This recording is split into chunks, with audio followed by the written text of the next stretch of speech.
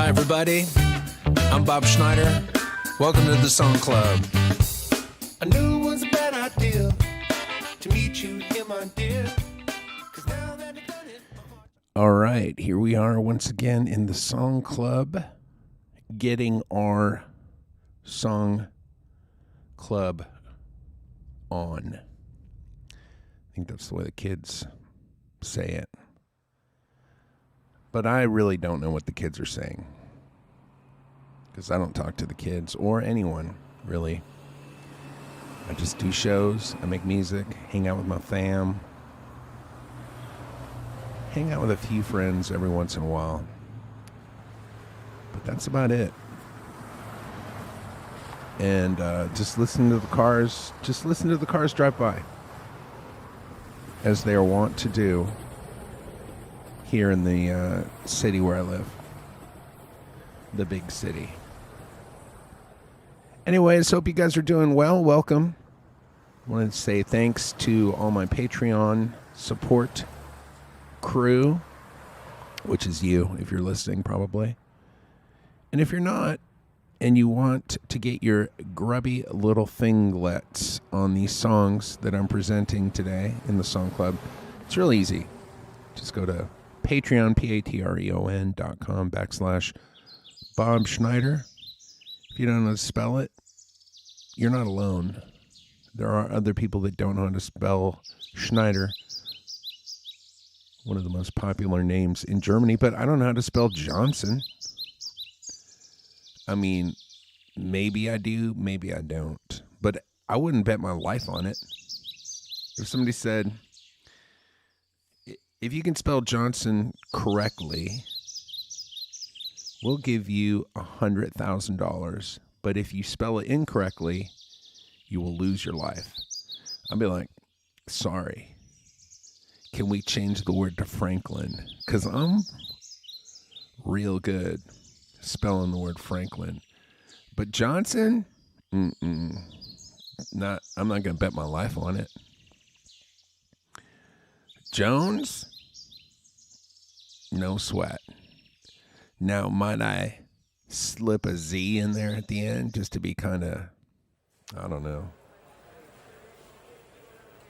rock and roll?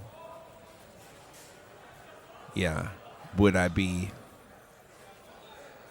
killing myself by doing that? Yeah, it would be. For sure, they'd be like, well, you're dead now because you spelled Jones with a Z. And I'd be like, well, I was just trying to be like, funny. I was trying to be rock and roll. And they'd be like,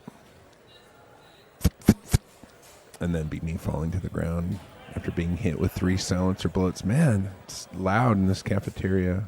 That's why I like it. Put my noise-canceling headphones on. That should cover it. Yeah. So anyways, if you don't know how to spell Schneider, there's Snyder.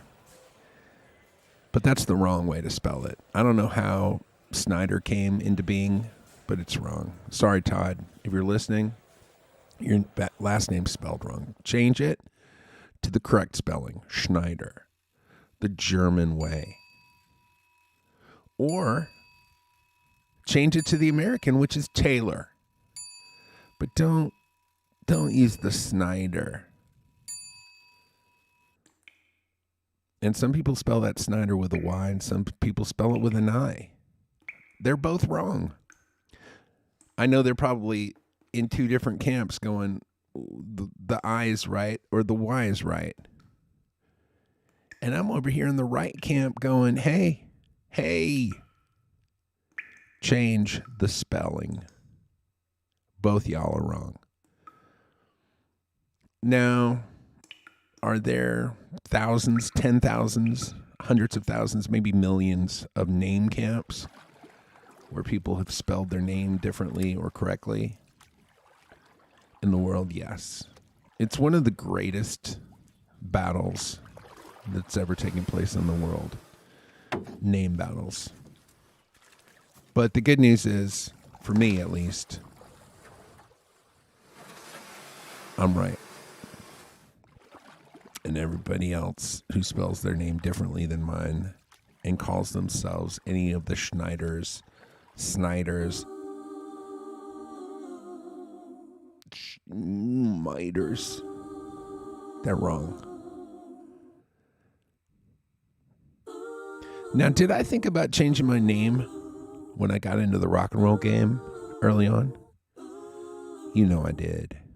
Because I was like, I don't know about Schneider. It's not very rock and roll. But here's the thing. When I got into the rock and roll game, I wasn't in Bombschneider like I am now. I was in, what was my first band? Oh, the Warriors. Man, what a good name for a band. The Warriors. It sounds so exciting. I'm sure people, when they heard that, were like, oh, I'm scared to go. I'm scared to go see that show. Are you going to see the Warriors? I don't think so. Sounds scary. That was in, what grade was that? 8th grade? 9th grade? 10th grade. I think it was 10th grade. I think I was in a band called the Warriors, actually in 10th grade. Now, was Justin Bieber breaking the internet when he was in 10th grade? I think so. Was Mac Miller destroying what was left of the World Wide Web when he was that age? Yeah. Meanwhile, I was in a band called the Warriors. Now, was I the lead singer in the Warriors? No. I was the upright piano player in a band called the Warriors. I played the upright piano. Now, I don't know if you guys have ever traveled from place to place. But if you have, I don't know if you've ever been to an REI. Let's say you've been to, like, you go to REI or the other place that sells sporting goods. Here's what you won't find in either REI or the other place. An upright piano section in the sporting goods store. Because upright pianos don't travel well. They're heavy. They're hard to lift, and then once lifted, hard to move. So anyways, that's what I played in the band. Because I didn't have any other things to play. I didn't have a keyboard. Which is what you'll find. If you go see a band nowadays, and if they play keyboards, unless they're Coldplay. Now Coldplay, they got an upright piano. But it's not an upright piano, by the way. By the way, if you went to go see Coldplay and you're like, oh, I saw him playing upright piano. Guess what you saw him playing? A keyboard that was sitting in an upright piano shell. Because what they're doing is, it's called magic. And they're fooling you into believing that he's actually playing an upright piano when in fact he's just playing a keyboard. Now, your boy, B. Schnei, I was playing the real thing. I was playing the upright piano. 2,000 pounds at least. Anyways, that's the band. It was me on piano, another guy on drums. It was so long ago, I don't know. That might have been it. Piano and drums. But there might have been a guitar player. There might have been a bass player. I don't know. We played one gig. It was a dance. And nobody liked the fact that we were playing. We played a few songs, and then people were like, please quit so that we can dance. So that we can put on the music and dance. So we, as a rock star, in my first official band, I got off to a rocky start. Now, had I been performing for years already? Yes. Was I on stage when I was 4? Is there a picture of me on stage with a guitar wearing a Raggedy Andy costume? Of course there is. Because I was performing in front of people from the time I was 4. So even though that was my first official gig as a band, I'd been a solo superstar for a long time. So it was uncomfortable playing that gig. I did not enjoy it. It was the only time I've ever played upright piano in a band. After that, I retired the upright piano gig and moved to other instruments that were easier to carry and move. So that was my first band, the Warriors. And then the next band I was in was called Bitter Lemon. Now, why was it called Bitter Lemon? Besides the fact that that's fucking an amazing name for a band. Well, it was called Bitter Lemon because where we rehearsed on top of one of the storage closets was an old empty bottle of bitter lemon. And I looked up and I saw it, much like Sir Galahad or Sir Lancelot or any of the other knights of the Round Table when they went on their mythic quest for said Holy Grail, looked up and saw the chalice of the Lord in their muck and sweat encrusted visage, and knew it was a sign that their lives had been heading in the right direction and that they had finally discovered what they'd searched for their entire lives, risking all. I looked up and saw Bitter Lemon and I said, let's call the band Bitter Lemon, and we both laughed. Now, who's the band? Me on guitar and vocal, and my friend Jeff Linderman on the drums. Now, some of you might be listening to this going, but Bobby, I thought the White Stripes invented that, and then the Black Keys copied the White Stripes. Yeah. And again, dear fucking listener, if I may refer to you as that, or dear kind but erroneous listener, once again you would be in the error column with that assumption.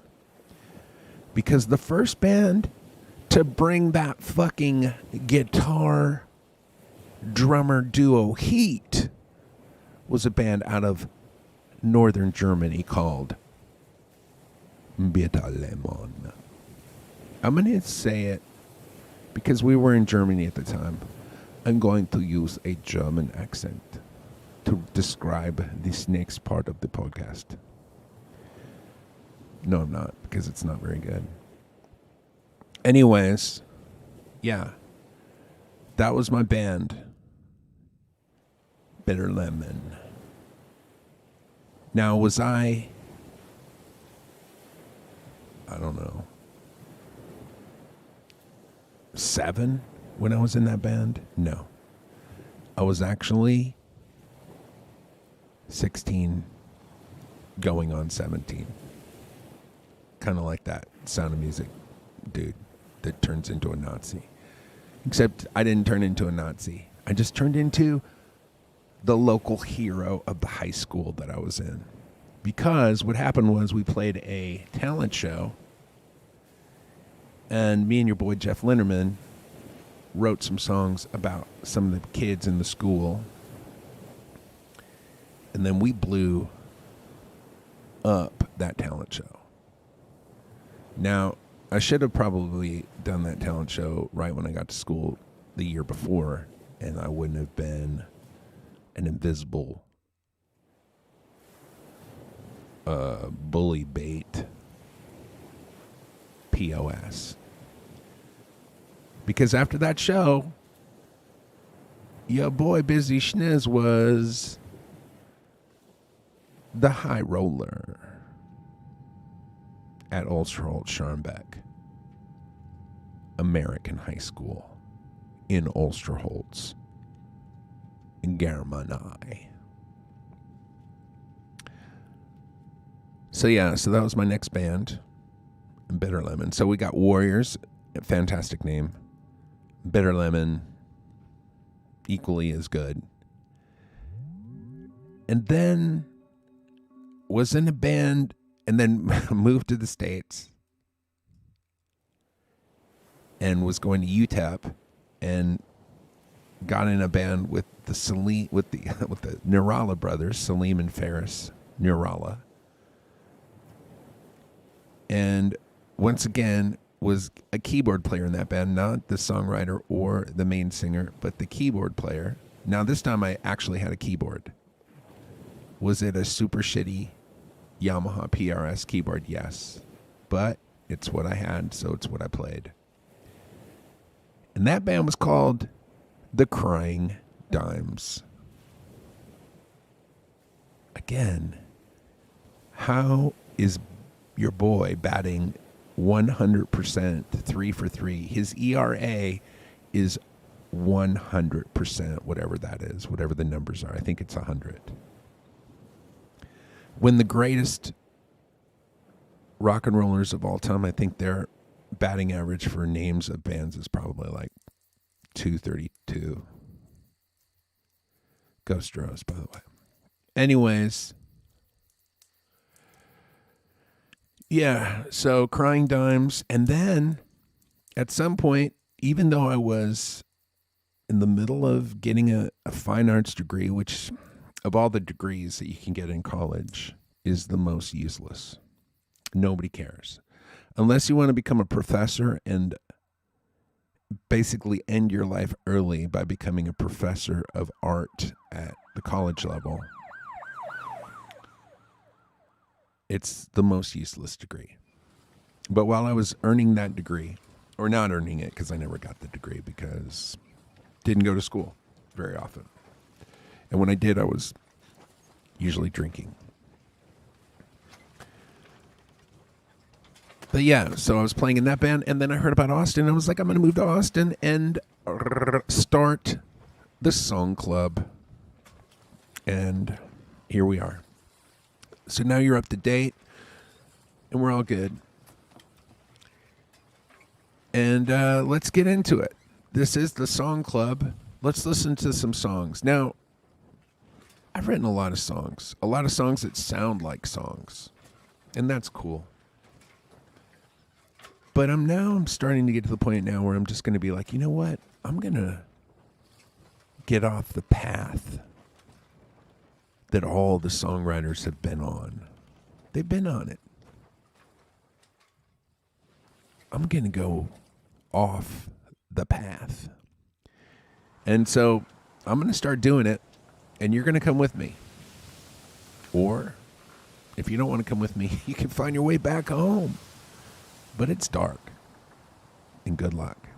So this first one's definitely off the beaten path. It's called WU-TANG. Is it WU-TANG or WU-TANG? I think it's WU-TANG. It's spelled WU-TANG, but sometimes I'll say WU-TANG because it just feels right.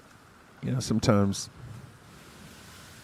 you want to take your shirt off at a cafeteria. Not because anybody else is doing it, just because it feels right. So this first song is called WU-TANG, an American Saga. Let's listen to it, and we'll see what's going on with your boy and with the new style. 1 and 2 and 3 and 1. The new style. Man, let me tell you something. You pull up, get lit, pull out. Simple as that.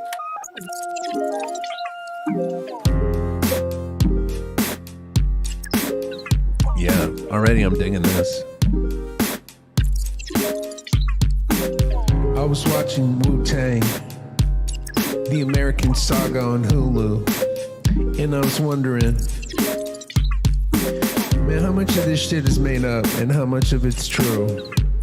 Because if it's true, then they're basically admitting or confessing to some major crimes. Attempted murder, drug trafficking, buying and selling weapons. I mean, I must assume that it's fabricated, or their lawyer must be saying something like, well, you can say it's fabricated even if it's true, but if it was true, I do feel like they probably, I don't know, they probably would have put it in the movie. But other than that, how you doing? Yeah, how you doing? Other than that, how you doing? Yeah, other than that, how you doing? Other than that, how you doing? Other than that, how you doing? How you doing? Other than that, how you doing? Oh shit!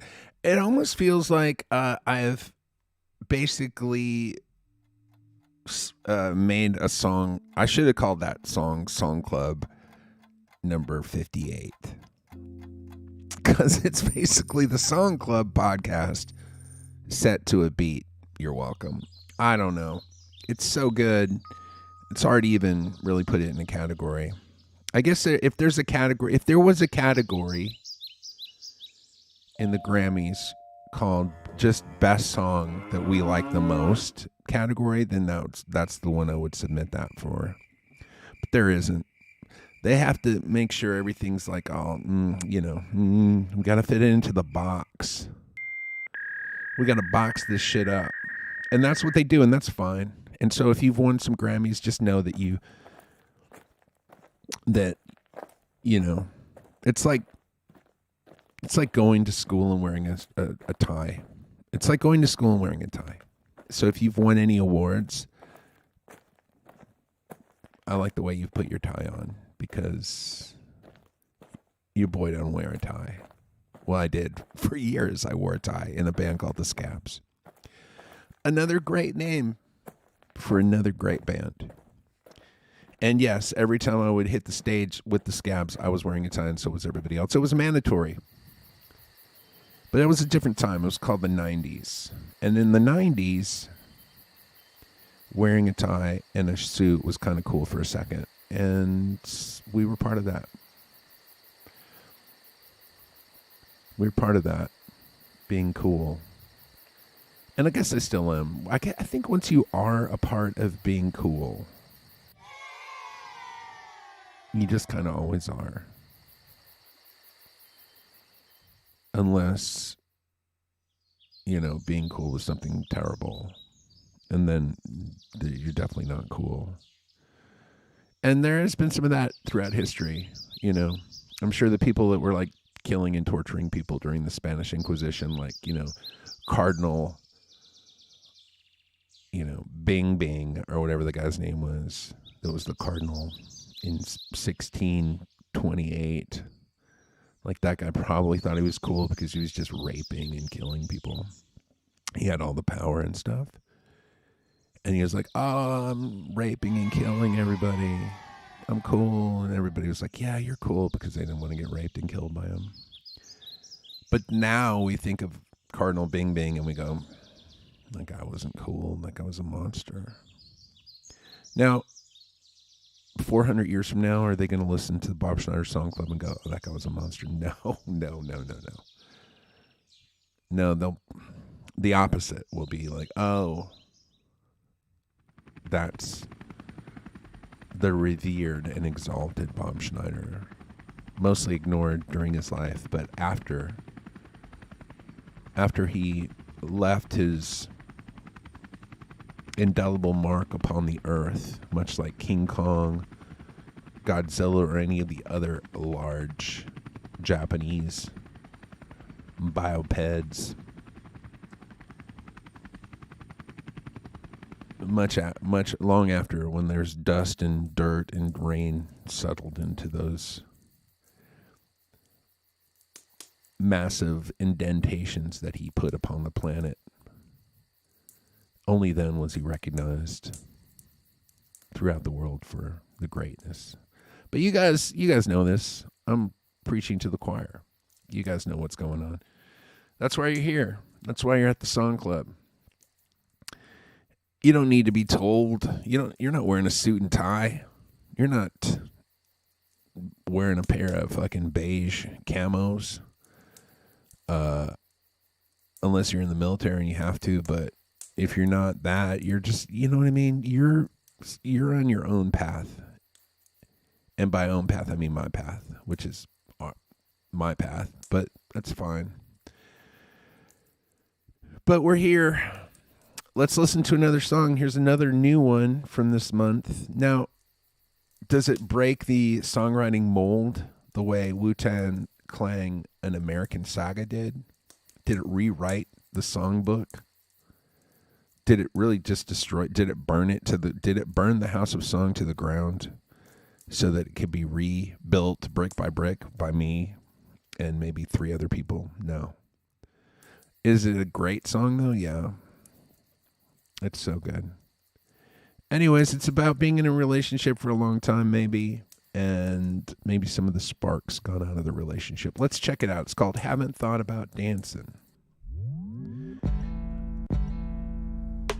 All right, already. Haven't thought about dancing, not for a while. Be nice to see you smile. Oh shit, is this Boniver? Across the floor with your eyes on me. Because you can hear what I'm saying. Looking so lovely, looking so in love, the way you used to be.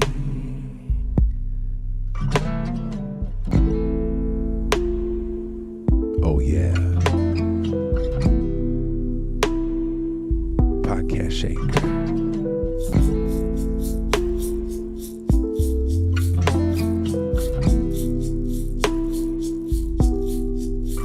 Sounds super negative, but it seems like that's something that we don't do hardly anymore.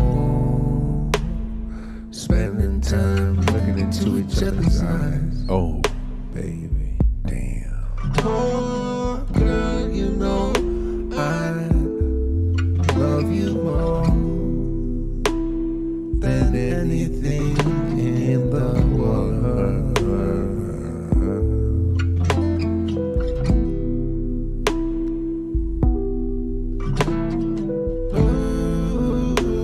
Damn, he's feeling it. Feeling it. Oh, yeah. Dude, I was feeling it when I was writing that song, which is nice. It's cool to, like, feel stuff, I think. You know, every once in a while. I mean, I don't like to do it very often, but every once in a while, I like to feel something, but not for very long and not very often. And when it happens, it's interesting. It's like, oh, what's that? Oh, that's an emotion. Oh, I've heard about this. Ooh, I don't like it. How can I get away from it? Oh, write a song, watch TV, eat, play solitaire, call somebody, do anything in the world except sit there and feel what you're feeling. Because for some reason I've decided, I don't know. I'm scared of it. Maybe it's like heights. You know, what's to be afraid of? You're standing on a perfectly good rock ledge, 3,000 feet above a beautiful expanse of green and brown called the landscape. Now, granted, if you move an inch in either direction, you will fall to your death. But right now, you're fine. You're enjoying the view. You're comfortably sat or stood upon an outcrop of rock. You're fine. All you got to do is climb up 300 or 400 feet and you'll be at the top, or climb down 3,000 feet and you'll be at the bottom. But right now you're fine. What's to fear? So, yeah, what's to fear? It's all in your head. Another new song that I wrote this month is called "The Face of Jesus." Now, it's called "Face of the Jesus," not "The Face of Jesus." I should try to get that correct because it's truly important. But yeah, I wrote a song called "Face of the Jesus." I wrote it with a friend of mine, Max Frost, who's a friend of the podcast. He listens all the time. In fact, he'll enjoy hearing his name on this podcast. It will fill him with glee. I mean, oh, finally, after all these years and hours of listening, Bob Schneider has finally mentioned my name on this podcast, and he'll be over the moon about that. Which is good. I'm glad. I feel I don't know, mildly enthusiastic that he will be over the moon with getting this in glee. So he came over and he immediately started writing almost like hit songs. Like he was just like an elf, but much bigger than an elf. He's not elf size. I think he's bigger than me. And he just started, ting, ting, ting, ting, ting, ting, ting, ting, hammering out these hit songs. And I was like, oh, I'm not feeling it. It's too much like a hit. And then he, let's try this one. And he, ting, ting, ting, ting, ting, ting, ting, ting, hammering away. How about that? He's like, ooh, I'm feeling it. I'm like, sounds like a hit or something. I don't know. I'm not feeling it. And then I started playing drums and I started chanting the chorus, "Face of the Jesus," in the velvet light, and enjoying that because it felt weird and funny. And I like weird and funny. And so I was like, so we recorded that, and then he left immediately because I got excited.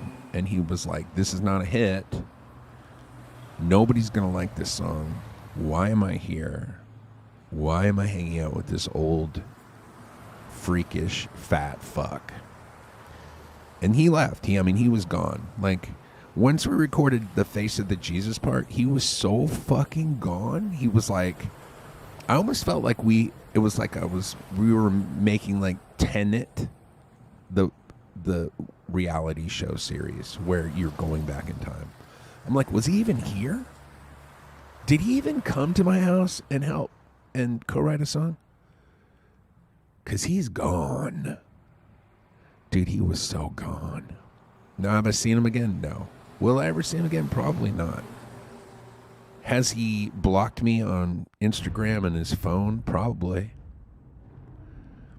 Do I have this really amazing song called "Face of the Jesus" now? Yeah. Yeah, I do. So it's all good. Sometimes you have to lose a friendship to write a good song. Because here's what I'm not doing. I told you at the beginning of the podcast, I'm off the beaten path. The path where you hang out with Taylor Swift and co-write and make millions of dollars and everybody loves you. I'm not on that path. That path where me and Max write that new banger that's on Total Request back in the 90s on MTV. No. We're in the woods and we're coming across collections of bones that are made into macrame hanging objects, and we're like, what culture created this macabre sculpture? And are we in danger right now? Because we're in a place nobody's ever been. Now, that's where I like to go. And that's where we are. And that's where we ended up. So thanks, Max, for coming out. I appreciated our friendship while it lasted. And I hope I do get to see you again. I'll see you because I follow you on Instagram. So I'll be keeping tabs on you. For sure, bruh. Yo, bruh, I know where you are. I know where you live. Because you're doing the mistake that all the amateurs make. You're tagging your Instagram posts with geographic information. I know where you are. I know where you sleep. Oh, yeah. All right, let's listen to this song that we wrote. Well, did we write? I mean, he was in the room. He was here. Let's check it out. 1, 2, 3, 4. That's not the right song. Oh, yeah. The other part of the story that I didn't tell you was I said, I have an idea of a song that starts with me saying pizza, pizza, pizza. That's Max doing his patented mouth trumpet. And also said, I was like, hey, man, do your mouth trumpet thing. So he did. It's great.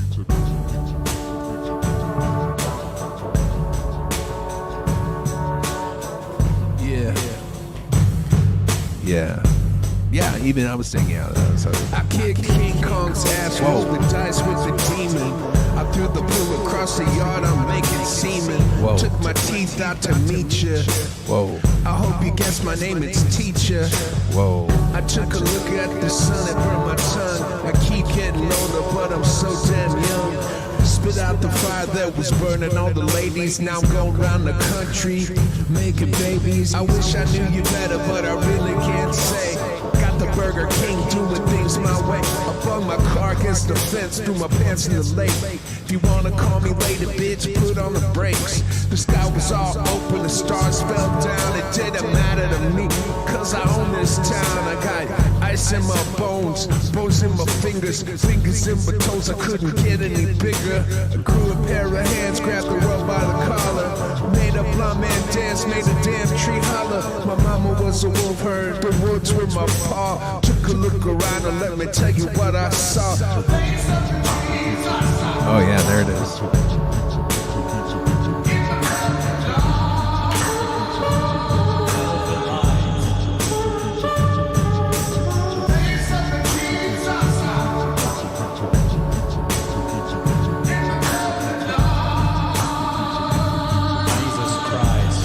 That's Max, by the way. I think I don't know what that accent is, but I like it.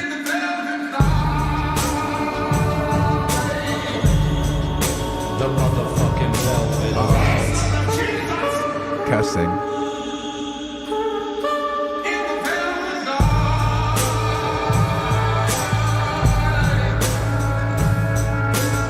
Now shrug your shoulders, show the world you don't care. Man, just that song alone, I feel like is worth the price of admission. What a great tune. Anyways, that's my co-write this month with Max. We'll be doing one every month, but we have to travel back into the past to do it because, like I said, he's probably never coming back here, and I don't blame him. I get it. He doesn't want to waste time. He's a young man, but he still doesn't want to waste any precious time writing weird shit like that. But your boy does. My favorite line is the one, I hope you guessed my name, it's Teacher. It's a good line. And I mean, if you're listening to the podcast, you know you guessed my name a while ago. It's Teacher. Teacha. Anyways, yeah. I hope you guessed my name. It's Teacher. And that's good. It's good to have a teacher every once in a while. Now, is my streaming bit rate going down the shithole right now on YouTube? It is. Is it starting to get a little bit blinky, blown blinky? Yeah, it is. Why? Unknown. I think it's the computer, though. Because my computer's been acting... I'm not saying my computer's ready for rehab, but it's close. It's got some problems. Do I think that my computer's problems are going to get better over time? I doubt it. Am I going to eventually have to get a new computer because your boy doesn't have stuff repaired? Dude, I ain't repairing. What am I going to take my computer to a repair? Do they even have such a thing? Dude, when I found out there was shoe repair places, I'm like, are we living in Tombstone? Because when my shoes are ready to be repaired, they're going in the thing called the trash. Now, did I pay $450 for these shoes? Yeah. But am I going to walk them down to a shoe repair place like it's the Old West? No. They're going in the trash, and your boy, your daddy, Big Papa Schneider, he going down to Dick's and buying some new shoes. Or wherever I buy shoes, but lately it's been Dick's. Occasionally, I say occasionally, but literally years ago and in another life when I was a younger man, I used to go buy clothes and shoes and shit. My favorite place was a little place called the old Nordstroms Rack.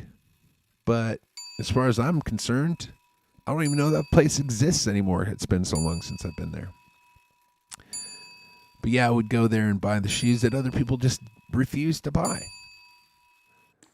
They're like, hey, here are all the shoes that nobody wanted, and we'll give them to you for 15% off. Oh, cool. Could I have just gone on to Nordstrom's and bought the shoes that people did want to buy? Yeah. But here's the problem with that. Too many people at the mall. And you walk into the mall and people are like, can I help you? Yeah, you could help me by leaving me the fuck alone. That's how you could really help me. Guess what they don't do at Nordstroms Rack? Ask if they can help you. I don't even know if anybody works there. I mean, there's obviously somebody at the cashier. They don't let you just walk out with clothes. So there's definitely somebody there. I mean, and they're probably watching you from a camera. Somebody's probably in a back room jacking off, watching you, try on your shit. But nobody's coming up and going, hey, can I help you into your undies, Mr. Fundies? They're leaving you the fuck alone at Nordstroms Rack. Oh, the other place I used to call is Neiman Marcus's Last Call, but that can't be around. If that's still around, I'd be shocked. Like, if I saw a Neiman Marcus Last Call, I'd have the same reaction as if I saw a standalone A&W. Now, there's Long John Silver's / A&Ws, but those don't really count. I'm talking about an A&W drive-in, like a Sonic, but A&W. If I saw that, I'd be like, oh shit, I think I slipped into some sort of Netflix series where I'm back in time and didn't really even realize it. Who knows? Anyways, let's listen to one more brand new song. I'm just playing all brand new songs because I wrote a bunch this month. This is called I Think She's Gonna Make It. Now, I don't even know what's going on here with this song. I wrote it and I like it, but it's definitely one of those songs where I'm like, is this good? I mean, that must be how Bon Iver always feels, because he's like, this is pure shit. Are people gonna buy it? And they do, and he must just be like, I can't believe it. I can't believe people are eating this fecal pie that I'm just like making pie after pie just loaded with cow poop. And people are eating it up, and they're like, more of this, more stacked vocals through the vocoder. Play that chord on the keyboard and sing the nonsense that you sing, big boy. Dude, if Bon Iver is a friend of the podcast, he's probably crying right now. He's like, why doesn't Bobby like my song? He doesn't give a fuck, dude. He's taking that money and he's wrapping his fucking naked, sweaty dick in it. Dude, if you look at Bon Iver's dick, it's just wrapped in $100 freshly minted bills. And then chicks are like, what's up with your dick? And he's like, like with the fucking vocoder.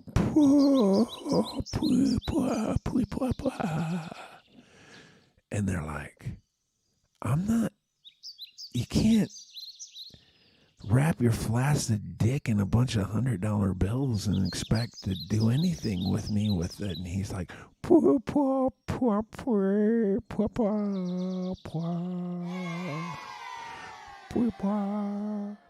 and then they just like, bye-bye. But then they also like are peeling a couple hundies off that dick before they leave. All right, well, let's check this song out and see if we like it. Okay, let's try that. Let's see what happens. All right, already we got the fucking whistle from Ireland, so that's as good as it gets. I think she gonna make it, it's alright now. I think she gonna get there, it's alright now. I think she finally coming, it's alright now. I think she gonna make it, it's alright now. I like it. The birds in the sky, the clouds above that sea. I don't know what accent it is, but it's definitely borderline. The world is on fire. Definitely borderline. It doesn't matter to me. Cancelable. Almost cancelable. I think she gonna make it, it's alright now. Yeah. I think she gonna get there, it's alright now. I think she finally coming, it's alright now. I think she gonna make it, it's alright now. It's kind of got that 70s yacht rock vibe, which, you know, your boy loves. Your boy loves that. Yeah, not bad. I like it. I'm going to give that song an A+.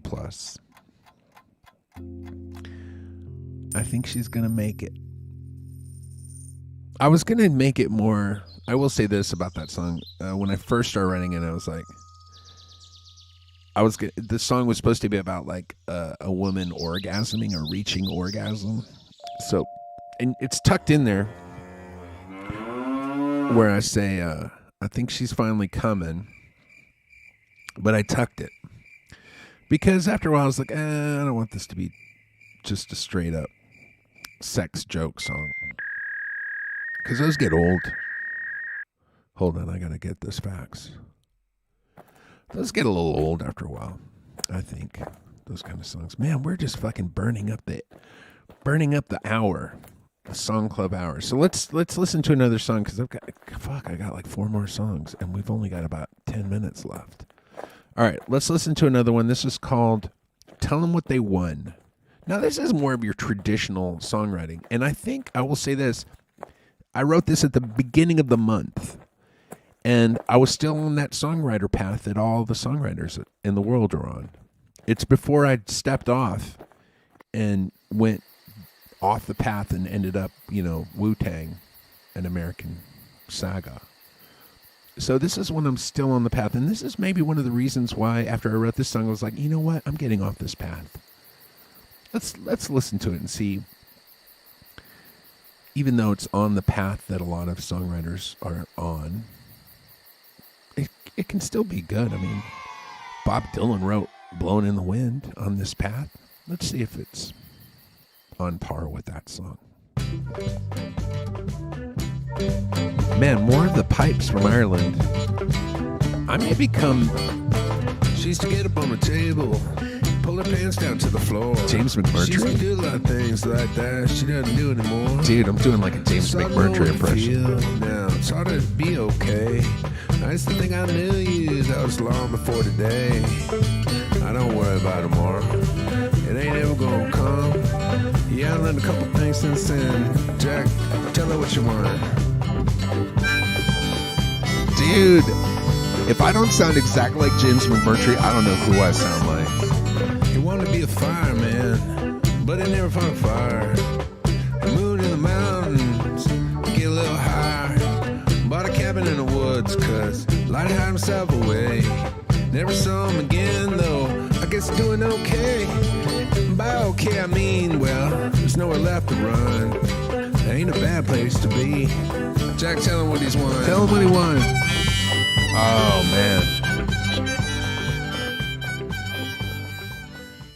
Man, that's showcasing some really severely good harmonica work there.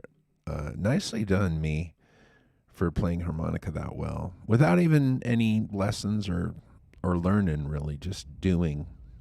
Which I think is the best way to learn anything, to tell you the truth. It's the way I learned how to become such a confident and exciting lover. That's not true. I did read a book called The Joy of Sex. Now,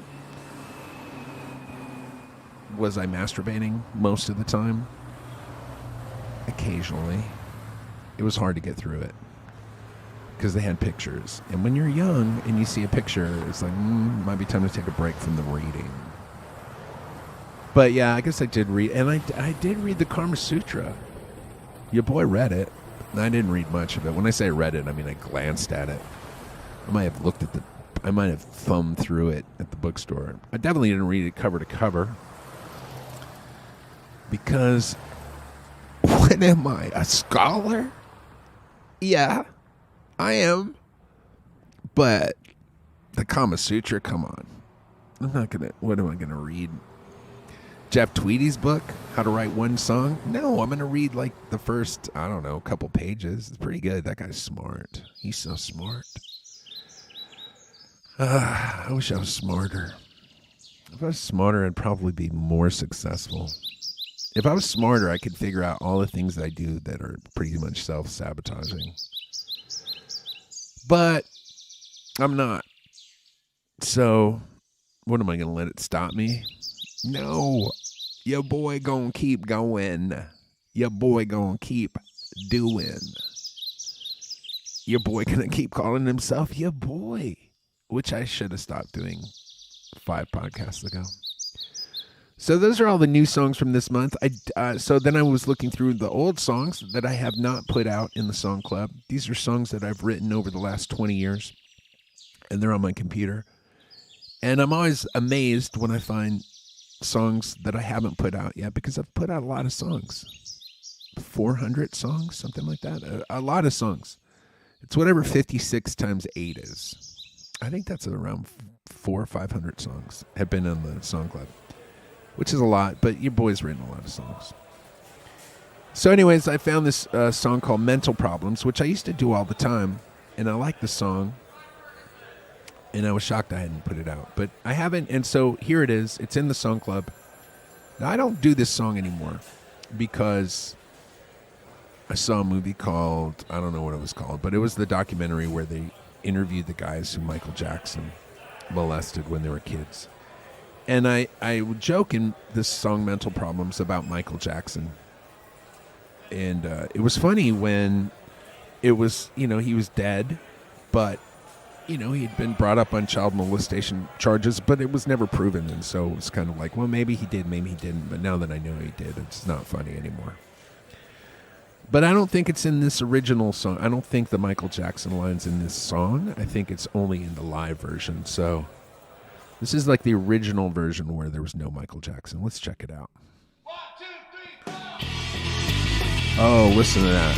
That's fucking punk rock, boy. Elvis Presley. Elvis Presley. Real good singer. Real good singer. Big sideburn. Big sideburn. Real rock god ringer. A real rock ringer. Like cheeseburger. Cheeseburger. Peanut butter.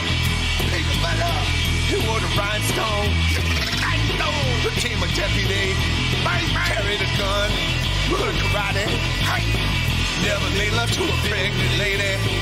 Never made love to a pregnant lady. Even if she wasn't pregnant. He got the mental problem. Mental problem. Mental problem. He got the mental problem. That's right. Daryl Hannah. Real pretty lady. Real pretty lady. Big movie star. Big movie star. Back in the 80s. Back in the 80s. She started Splash. Started Splash. She always dated trash. Dated trash. Yeah, she gave it all away. Gave it all away. Spent most of cash. Spent most of cash. Curse the alley. Curse the alley. Too much nacho cheese. Too much nacho cheese. We're on the rider. We're on the rider. Bitch, please. Bitch, please. They got the mental problem. Mental problem. Mental problem. They got some mental problem. Oh, yeah, mental problems. They got some mental problems. That's a fun song. I like that one because it's funny to me. It might not be funny to everybody, but it's funny to me. I did see Daryl Hannah one time in L.A. She was eating at a vegan restaurant, and she was skinny, and she was old. She was skinny, and she was old. And I was like, is that Daryl Hannah, or is that the dude that played the wizard that Gandalf fought in the tower? Sauron, or whatever his name was. Because I was like, that chick is old and skinny. And she had that long hair like that dude. Anyways, did I still want to meet her? Yeah. Would I still want to become friends with her? Yeah. Like Neil Young did.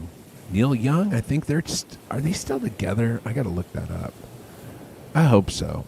I hope they're together, and I hope they're enjoying each other's company. I love Daryl Hannah, and I love Neil Young. I really love both of them. So I hope they are together, and I hope they're happy. And I hope that because Neil Young is as old as any man that's living on the earth, he'll look at her and think of her as a young, not so skinny person. He'll look at her and she'll look like she used to look like in Blade Runner or Splash. And then she'll, with her thin eyes, she'll look at him and she'll think of him as the guy who wrote Heart of Gold. And then they can both kind of imagine that the other person is the person that they fell in love with and not the person that they are right now. I hope that's true for both their sakes and for the world's sakes. And in case I ever reincarnate and become either one of them and end up living that life of either Daryl Hannah or Neil Young, so that I can have a good experience and not one of horror and terror. All right, this is a song called Moment of Darkness. It is a blues song. So I've only got two more songs. This is a song, it's called Moment of Darkness. Let's listen to it. It's a blues song though, okay? It's a blues song. So I'm just letting you know what it is before, because I don't want it to start and you go, oh, it's a blues song. It's blues, I know. Everybody hates blues. I get it. I get why you hate the blues. Everybody hates the blues. But it's a blues song, and I wrote it, so you know it's good. Let's check it out. Oh, listen to this. Oh, this is not me. This is Michael Benjamin Lerner. I didn't write this song. All right, I got to turn that off because the algorithms on Spotify will tell somebody that, oh, Bob Schneider did not write this song. All right, let's check it out. Here it is, Moment of Darkness. Let's see if it... Yeah, this is it right here. I know you're like, that's not a blues song. My mama slave. And now you're like, oh in a yeah, moment of darkness, this is definitely a blues in a song. moment of darkness. I call my mama a slave?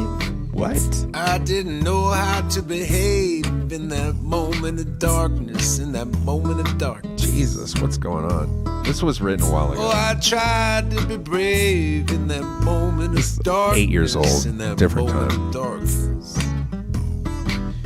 Oh, but I couldn't be brave in that moment of darkness, in that moment of darkness. But now the light is shining and the future so sunny. And I'm singing in the choir, and it's like I'm made out of money. I couldn't get any higher. Couldn't get any higher. Couldn't get any higher. I couldn't get any higher if I tried. Oh Lord, I've been trying. Beatboxing like a motherfucker on this. Oh, I've been trying all night.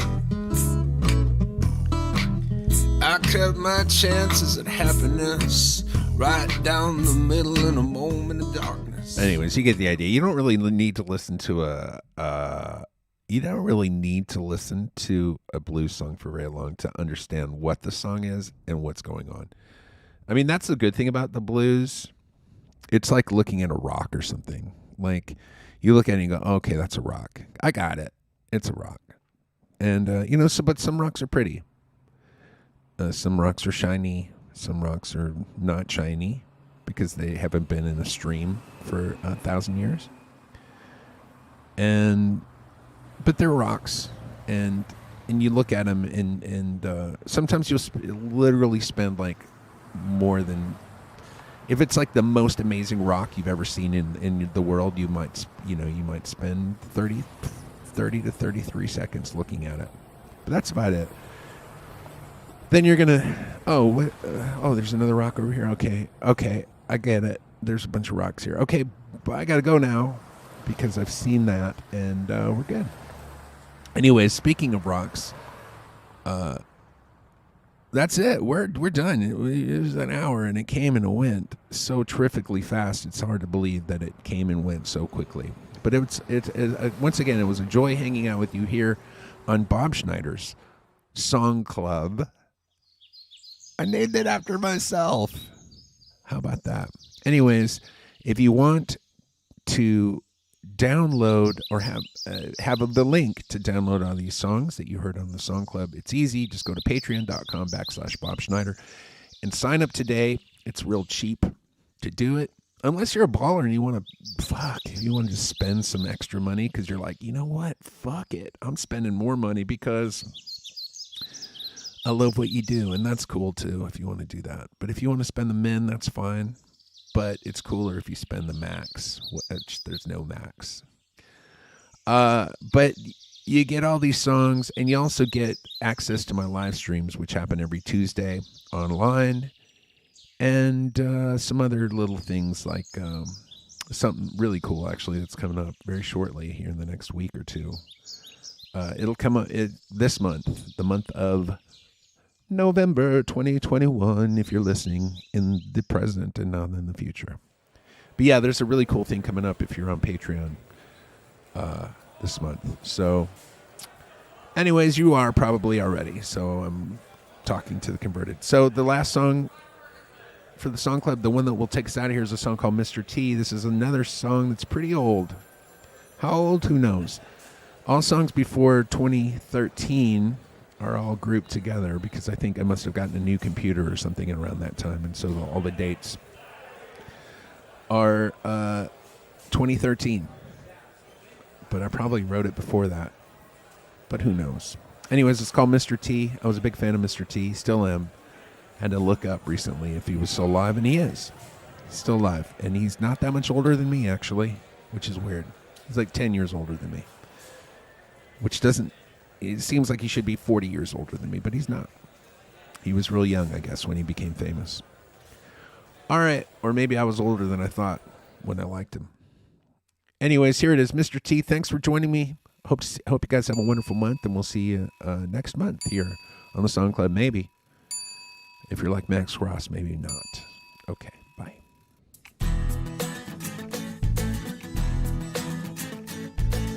Sunshine coming down on the ground all around me. This day feels like morning, and I'm up, teeth smiling, haircut, buck wildin', beer gut, and I'm trying to get to you, 'cause you make me feel like Mr. T. Like I could do anything at all. I must confess, I pity the fool who'll never know you the way I do. La la la la la la la la la la. The stars, how they shine on you so I'm final. Makes me wonder how you got to be so bad, make it look so easy. Knock it down on the drinks on the table. Walk around looking so unstable. Even a blind man would be able to see the effect that you have on me. You make me feel like Mr. T. Like I could do